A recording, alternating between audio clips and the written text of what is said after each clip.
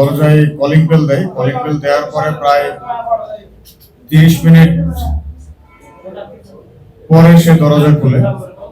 অন্যান্যদের যখন সন্দেহ হয় বিষয়টি নিয়ে, তারা জোরপূর্বক বাসার ভিতরে প্রবেশ করে এবং বাসার বিভিন্ন অংশে রক্তের দাগ দেখতে পায়।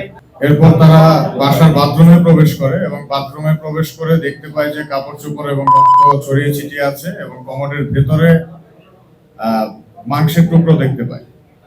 এর পরবর্তীতে বাসা খুঁজতে যেয়ে তারা খাটের নিচে খুঁজে পায় যে একটি মানুষের পায়ের অংশটুকু রয়েছে।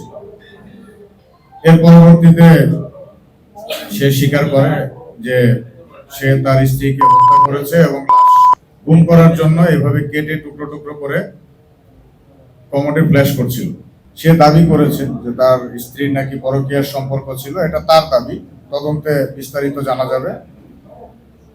এবং আরো জানিয়েছে যে সে